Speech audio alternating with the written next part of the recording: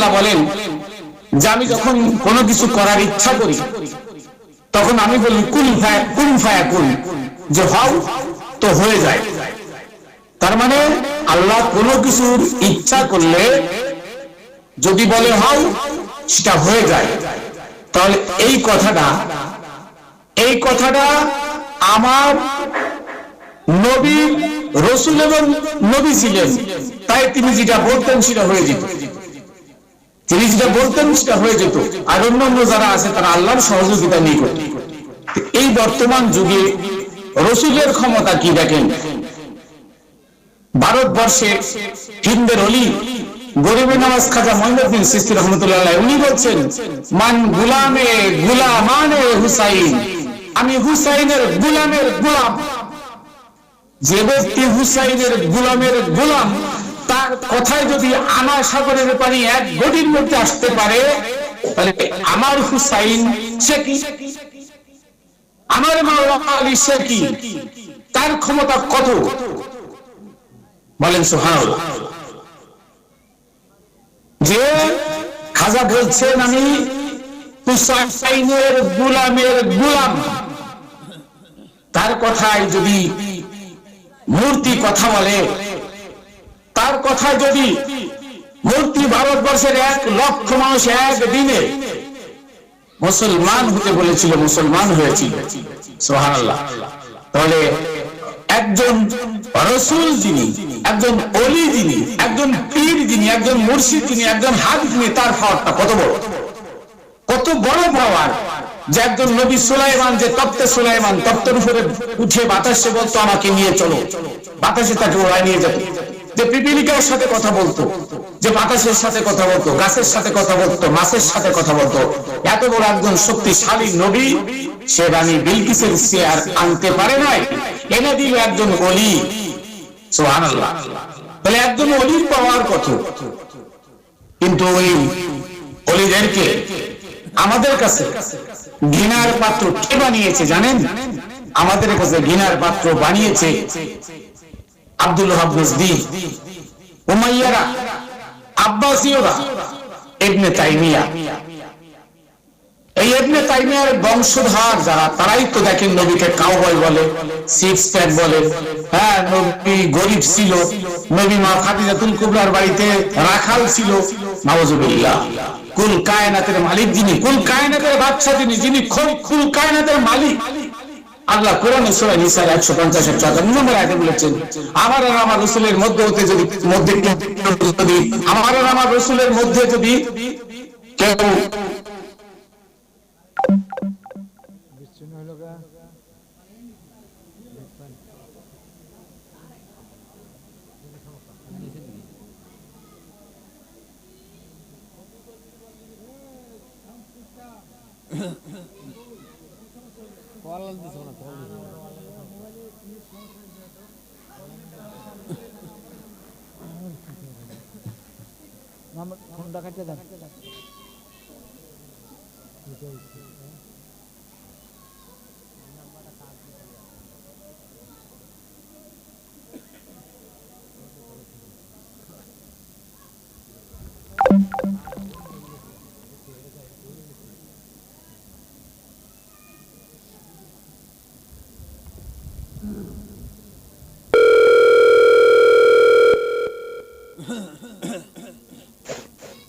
দুঃখিত, 3-4টা কল একসাথে ঢুকছে, দুটো কেটে গেছে আর কি।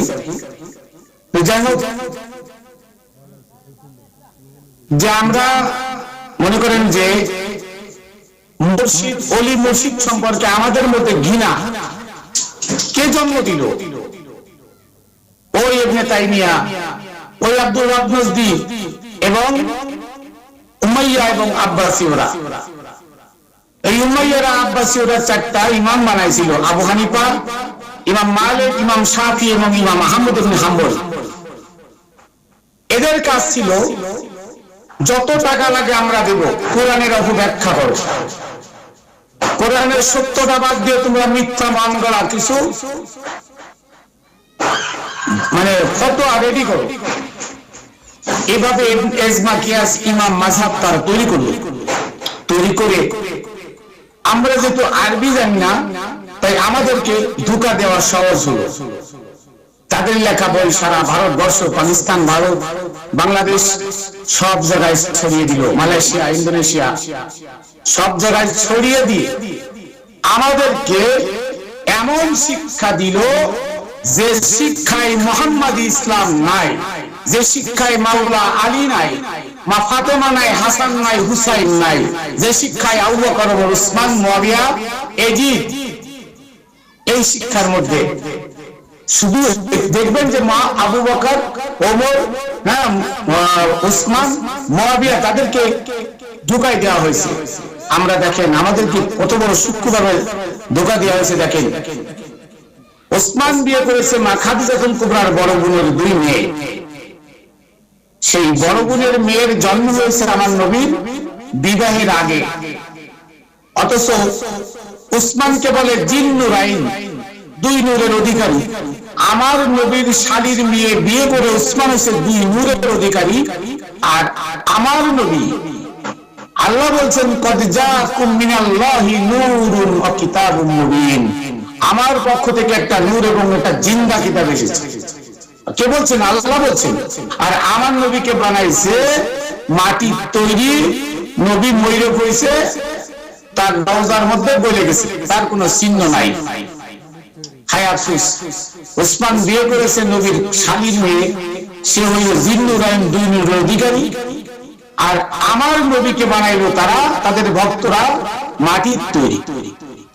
এভাবে আমাদেরকে সুন্দর সুন্দর কথা বলে কি করেছে? আমাদেরকে ধোঁকা দিয়েছে। এই ধোঁকা দেওয়ার কারণ হলো মুহাম্মদ ইসলামকে ধ্বংস করার জন্য আমার নবীর অফাতের দিন 3 খলিফা আবু বকর ও ওসমান সহ আয়েশা সিদ্দিকা এবং হাফসা সহ নবীর যত সাহাবী ছিল, দুনিয়া লোভী সব সাহাবীগুলো বনু সাকিফায় চলে যায়। নবীর দাফন কাফন তারা দেয়নি। এই জন্য তো জালালউদ্দিন রুমি দেওয়ানে শামসুত্তিবিজের মধ্যে লিখেছেন, সুসাহাবা হুব্বে দুনিয়া দাস্তান, মুস্তফারা বেকাফনান দাস্তান, আহলে দুনিয়া মুতলাকানে কাফেরান, জগজকানদার বকবকানদার জগজকান। যে সমস্ত সাহাবীরা আমার নবীর দাফন কাফন ফেলে দুনিয়া নিয়ে ব্যস্ত ছিল, ওই সমস্ত সাহাবীরা যতই জগজগ ফকফক করুক তারা কাফের, মূলত তারা কাফের। কে বলেছে? আমি বলি নাই, এটা জালালউদ্দিন রুমি বলেছে।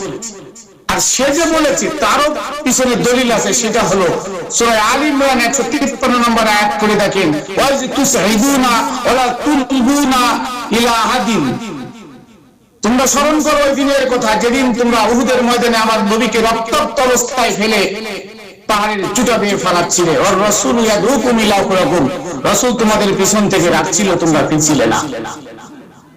জালালউদ্দিন রুমি এখান থেকে দলিল নিছে কোরআন থেকে যে যারা নবীকে উহুদের ময়দানে রক্তাক্ত অবস্থায় ফেলে পলায়ন করে তারা কখনো সাহাবী হতে পারে না, তারা ঈমানদার না, তারা আমানু না, তারা ইবলিস, শয়তান, তারা মুনাফিক।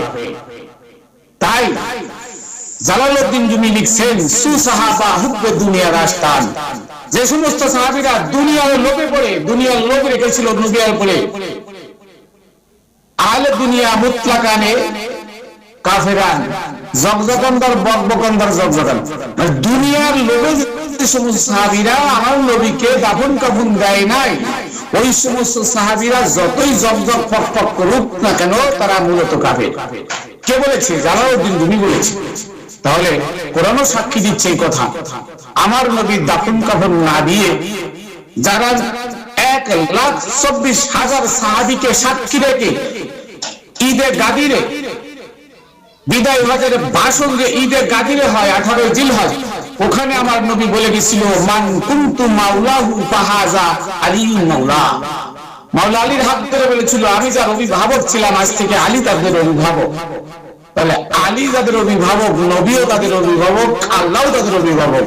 ঠিক আলীকে যারা বিক্রয় করে, আলীকে যারা অস্বীকার করে, নিজেরা বনু সাকিফায় গিয়ে 3 দিন 3 রাত মিটিং মিছিল করে খলিফা হয়ে আসলো, আজও সারা দুনিয়ায় সেই খলিফাদের গুণ কীর্তন নিয়ে ব্যস্ত, অথচ আমার নবীর স্মরণ কেউ করে না। আমার নবীকে বানাইছে কাউবয়, আমার নবীকে বানাইছে সিক্স প্যাক, মা খাদিজাতুল কুবরা ইনটেক ছিল, তাকে বানাইছে 2 তালাক প্রাপ্তা, ছেলে মেয়ের মা পৌরা, নাউজুবিল্লাহ। মাওলা আলী যে কোনোদিন মদ খায় নাই, মাওলা আলীকে বানাইছে মদখোর, নাউজুবিল্লাহ। এভাবে আজকে নবীকে অপমান নবদস্ত করা হচ্ছে। কেন?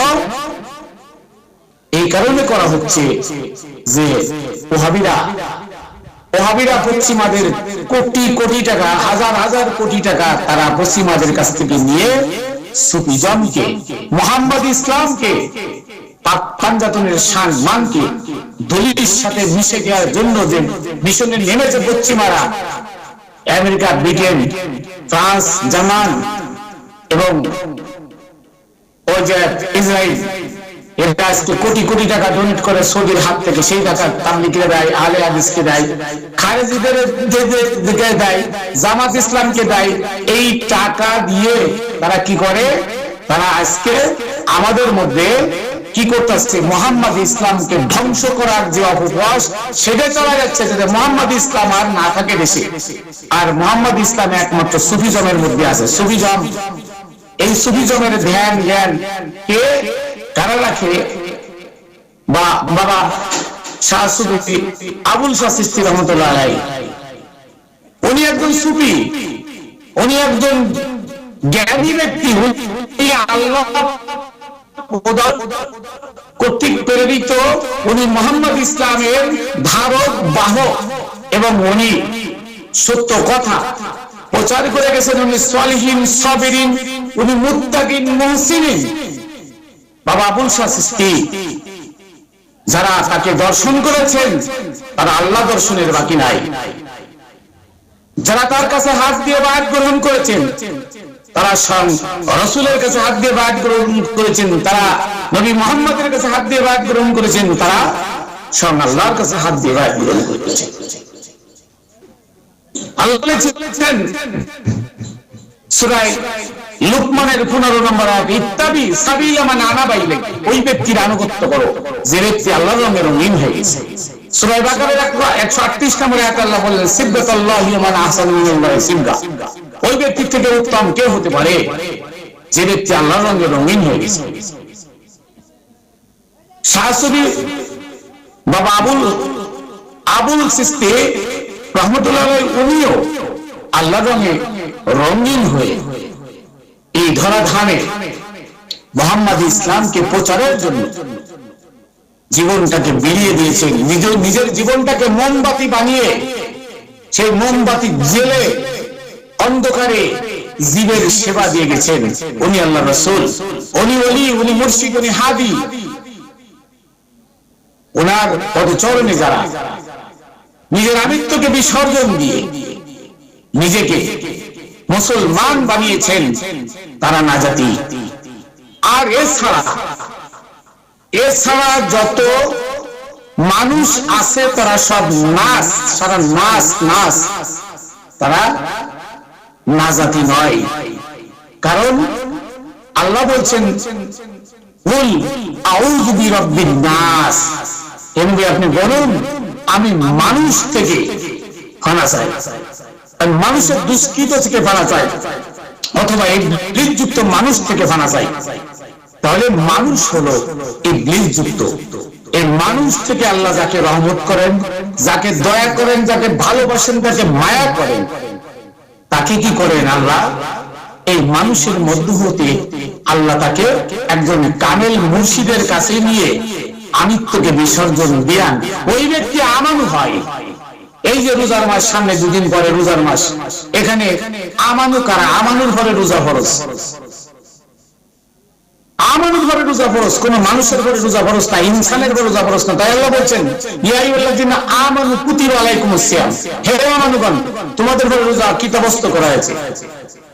আল্লাহ কিন্তু বলে নাই যে রোজা তোমাদের উপরে ফরজ করা হয়েছে, ফুরিজা আলাইকুমুস সিয়াম, তোমাদের উপরে রোজা ফরজ করা হয়েছে। ফরজের কথা বলেন, আল্লাহ বলছে কুতিবা আলাইকুমুস সিয়াম, কুতিবা মানে কিতাবস্থ করা হয়েছে। তার মানে তোমাদের দেহ বডিটা কিতাব, এই দেহ বডির মধ্যে রোজা, রোজা বাইরে না।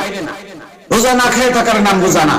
রোজা হলো এই দেহবলির মধ্যে একটা পবিত্র সত্তা আছে, ওই সত্তা আমাদের 7টা ইন্দ্রিয় দ্বার আছে, এই 7টা ইন্দ্রিয় দ্বার দিয়ে সত্তা আসা যাওয়া করে, কিন্তু এই সত্তাটা হচ্ছে পবিত্র। এই সত্তাকে পবিত্র রাখতে 7টা ইন্দ্রিয় দ্বার তালা লাগাতে বলা হয়েছে, যেন এই 7টা ইন্দ্রিয় দ্বার দিয়ে দুনিয়ার লোভ